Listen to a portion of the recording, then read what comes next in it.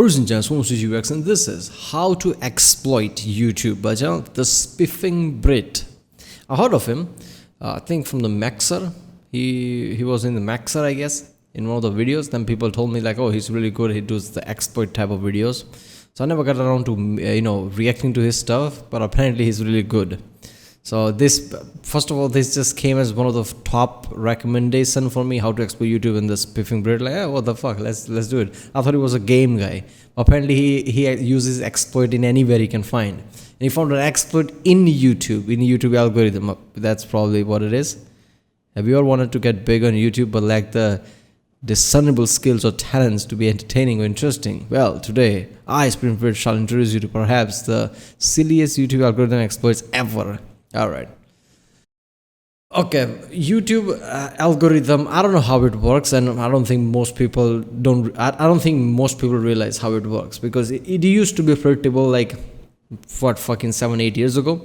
Nowadays the AI is so complex, it doesn't really have much of pattern, right? It's multiple things combined, right? Some takes precedent over other depending on what the topic is and whatever. But usually it's come down to impressions. Like impression just means how many times your video thumbnail is shown to people from various methods, I guess. So that's what you really want to look for, right? Because I've seen that decrease. Like if I make game reactions and somehow I was doing a satisfactory type of video, right? Let's game it out, and I do the series every day, so it becomes like a gaming type of series of videos every day. At the same time I also do some Mandalore gaming here and there, and so it becomes, that week becomes like a gaming type of video. So YouTube says, oh, look at that, he does gaming thing, and the impressions rises every day. And then suddenly that satisfactory series ends and I don't do another let's game it out, but now I jump to like something like history or something. YouTube goes haywire. First of all, it doesn't even recommend all the people who used to watch my history reaction, because I did the gaming thing in the middle. So impression goes up and down. I never cared about views to begin with. That's why my channel is chaotic, right? I just upload whatever the fuck I want to upload, right? I don't stick to one thing, right? That's why some video gets really high view. The next time I upload similar video, it doesn't really do well. Then again it does well. I don't do much of social media, Facebook and shit. This is similar to this is a venting thing for me.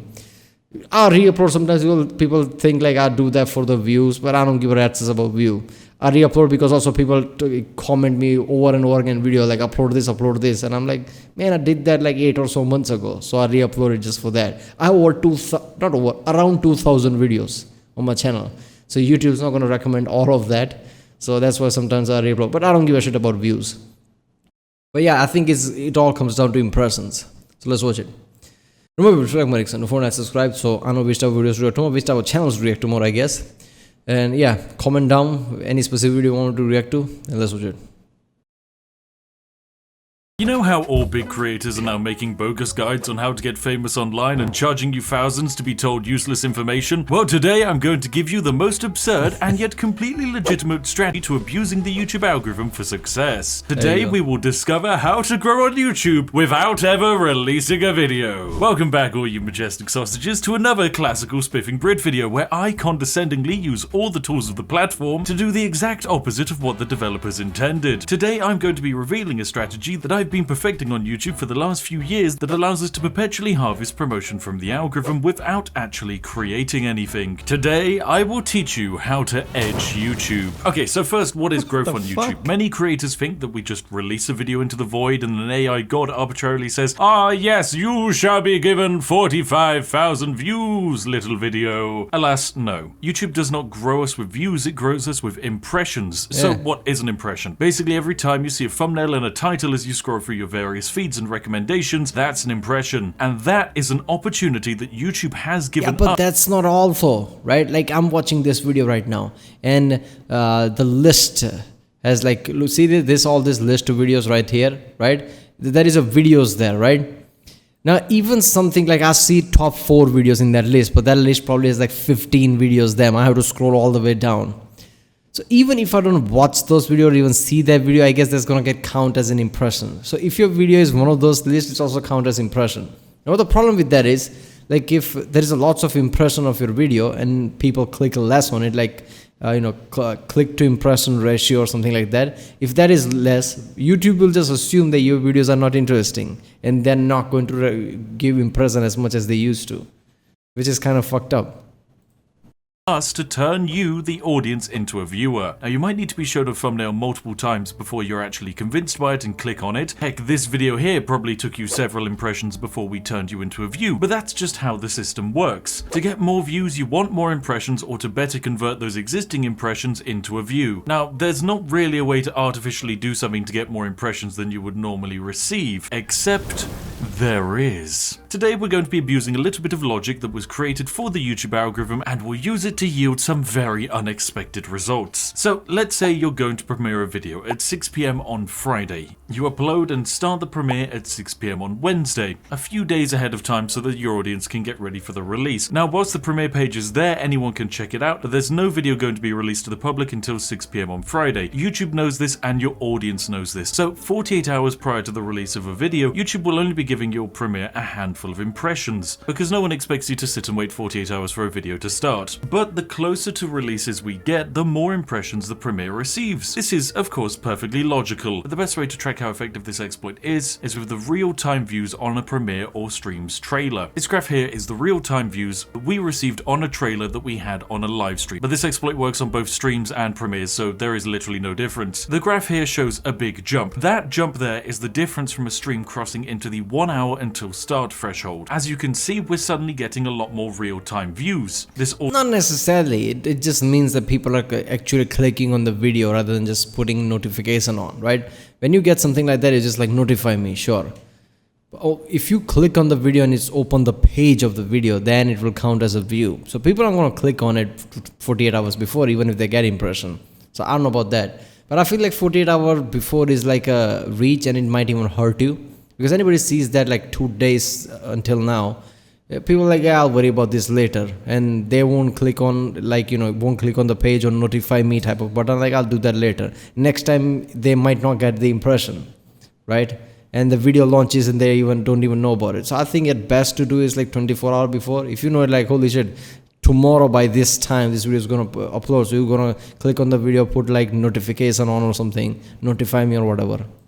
Also correlates with a massive increase with the amount of impressions we're getting. The logic is of course simple, but it does create a problem, because if YouTube starts sharing the premiere more and more the closer we get to a release, then what happens when we compare the difference between 1 hour from release and 30 minutes from release? Oh no! That's another huge increase in conversions and impressions, resulting in more views on my trailer and more people waiting for the event to actually start. But this is well designed and it can't last forever, because after just 30 more minutes of extreme push and promotion from YouTube, the premiere starts in earnest, and all we got was about 1 hour of really good push and 30 to 15 minutes of explosive reach. That's good, but also the way the system was intended to work, so it's still relatively balanced. But this got me thinking, if we get the most push from a premiere in the 15-minute window before it actually starts, and yet nothing 48 hours before, then why bother with the first bit, and why bother even starting the stream? This is when we created the idea of the YouTube edging, a strategy where we perpetually teeter a premiere or stream start endlessly at the 15-minute mark. And oh boy, is it broken. So what are the results and consequences or benefits of this exploit? Well, having more people waiting for your video or stream might actually be more beneficial than you think. The more you do it, the more people that arrive and wait for your stream or premiere to start. And this, ladies and gentlemen, is where the fun begins. Sure, the initial views will be higher, but what we want is a juicy advantage,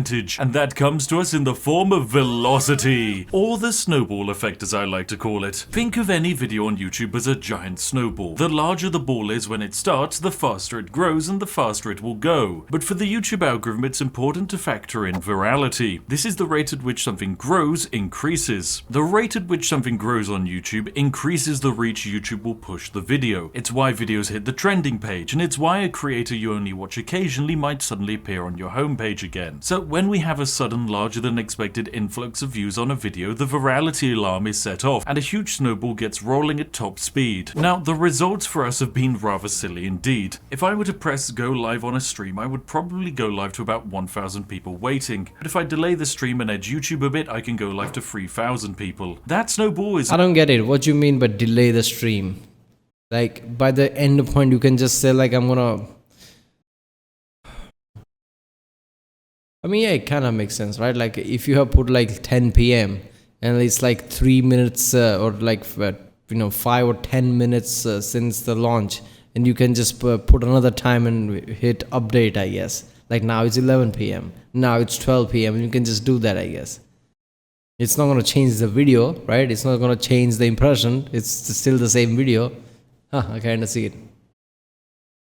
Now 3 times the size and it's going to roll pretty fast. But a few weeks ago we did a stream where we edged YouTube for around about 2 hours straight. This stream didn't start with 1,000 people waiting. Oh no. It started with 5,800 people waiting, and the velocity snowball began. Now my streams average around about 6,500 concurrent viewers, so starting at literally just under that is a great advantage. But for YouTube, it wasn't just an advantage. It was a sign of a glorious viral hit. So naturally the algorithm sent out more and more impressions until eventually I had my most watched stream of all time, peaking at over 20,000 concurrent viewers. Bugger me sideways with a tea bag, ladies and gentlemen. That's what I call a result. But there are limitations to this exploit, especially with how far it can actually take you, because even though you could have infinite impressions, there is still a ceiling. YouTube gives out recommendations to relevant audiences, but what happens if you've pulled from that entire audience? What if your niche topic is just really niche? Well, then it would probably be useful for you to know when it is best to pull this exploit actually off, or how much you can even get out of it. And this right here is my magic little weapon that will give us all of the lovely information. This is vidIQ. It's a multi-purpose tool for YouTube that most content creators use for helps with tags and changing thumbnails and mass edits to videos. But for me, this is a tool that allows me to destroy everything. It was designed to aid with creation, but now it will aid with destruction. vidIQ lets us see the amount of searches per month that a specific tag is getting. This is our potential audience to pull from. The higher the number, generally the further we can go. We can also then see how much competition there is. If competition is high, the odds of someone picking you over existing or alternative content is slimmer. So we need to use this to find the perfect opportunity. So let's go find ourselves an opportunity. We're going to go find out the rising keywords section, and this basically gives us a huge amount of rising keywords that have seen explosive growth on YouTube in the last month. But the issue is most of these aren't exactly relevant to us. So we're going to narrow down our topic to, say, role-playing games, because generally that's the kind of thing I like to play. Then we're going to maximize out the search volume, and we can see that right here at the top, Farthest Frontier has a search volume of 4.2 million searches per month, and its competition is low. This is a very, very glorious sign indeed. So I know that if I were to pull off this exploit, I've got potentially 4.2 million people to draw from,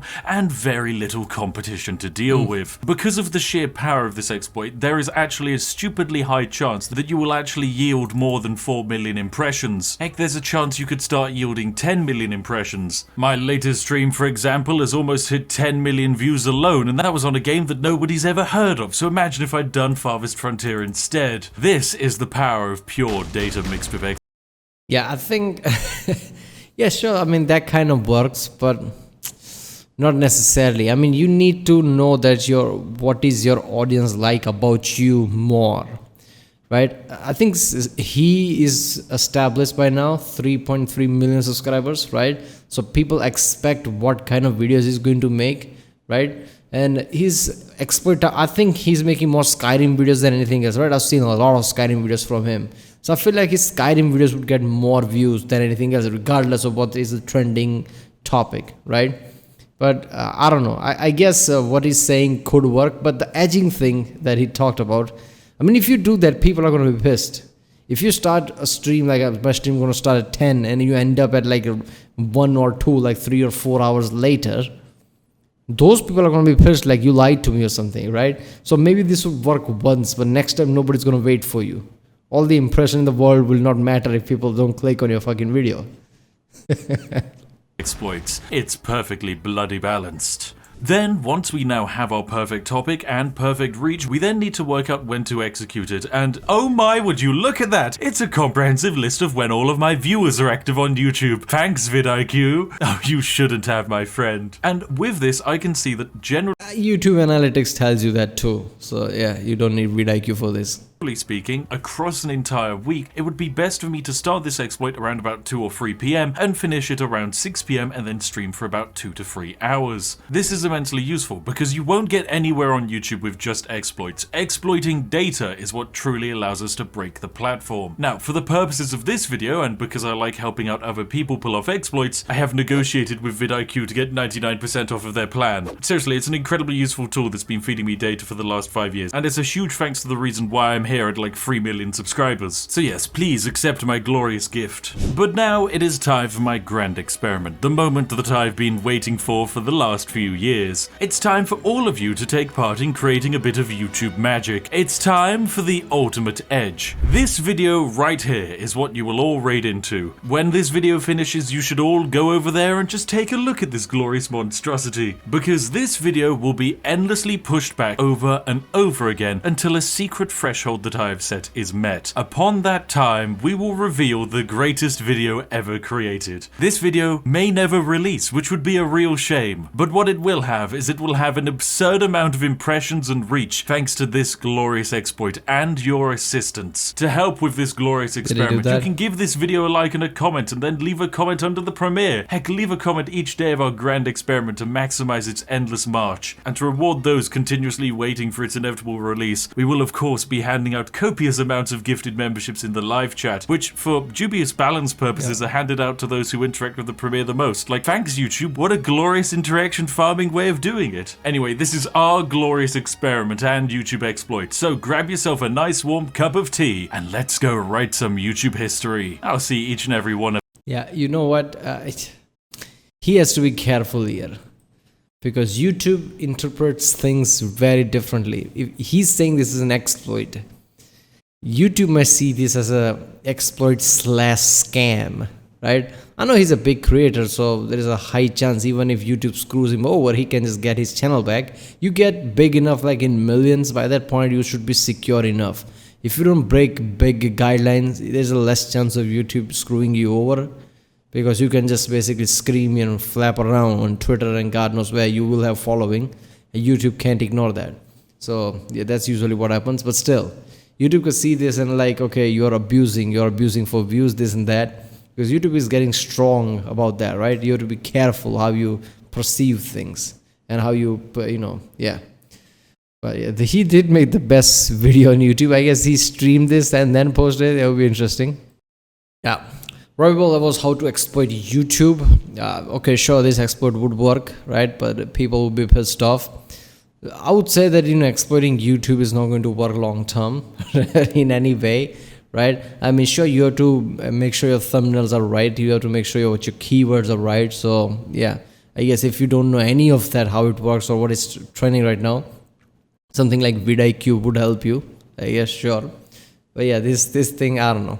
But he probably made this video and it's like, what, 800,000? It's already in my recommended feed. It's something like 800,000, 790 something. So it's not one of his famous videos. So this comes to my original point. Regardless how much impression you give, your niche, like the video that your audience really want, is going to get the most view, not this kind of technique. But yeah. Alright, well, I guess I'll see you next time.